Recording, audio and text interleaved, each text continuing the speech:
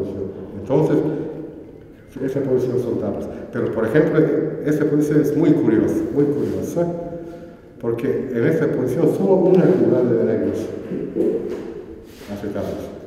Moi atentos, así comezaron os alumnos das escolas deportivas de xadrez este novo curso co gran mestre Dragan Paunovic. O Círculo Chantadino de Xadrez é o encargado de dar as clases no seu local en colaboración coas escolas. Os días que se poderá practicar o xadrez serán os martes e os xoves ás 6:30 da tarde. Un deporte que cada vez gaña máis afeccionados, gracias ao traballo desenvolvido durante estes anos polo Círculo. Fruto de todo este trabajo conjunto del Círculo Chantadino, pues es el participar este año en la máxima categoría de la División de Honor gallega, en la que participamos entre los 12 mejores equipos de Galicia. O deporte do xadrez é moi beneficioso, tanto para a mente como para mellorar o comportamento individual.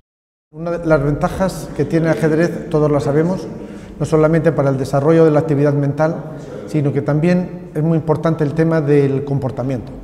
En las partidas uno gana, otro pierde, entonces que siempre se saluda antes y después de cada jornada y eso siempre ayuda a formarse cada uno tanto en la victoria como en la derrota.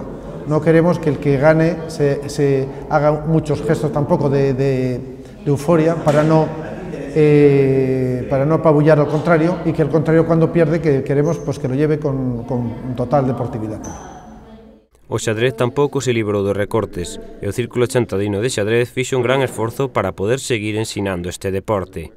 Este ano o club decidiu facelo totalmente gratuito para que, a fin de que os nenos podan seguir participando. Estamos forman parte dun club que ten un equipo en División de Honor, ten dos equipos en Segunda División e outros dous equipos en Terceira, que formamos a participación desde o principio, que costeamos todos os desplazamentos que levan na Liga Gallega, que xa con a axuda dos pais para gastos hoteleros fomentas ou facilitas a participación nos campeonatos galegos e no Campeonato de España. Ahora mesmo contamos contamos coa campeona gallega formada neste mesmo club, coas escolas deportivas, é a base das escolas deportivas que estamos no 2005.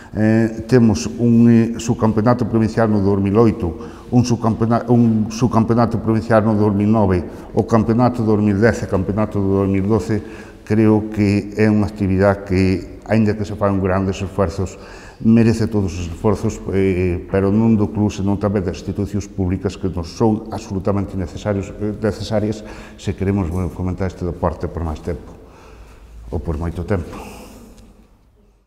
Pois agardemos que o xadrez poida seguir medrando na vila do Asma.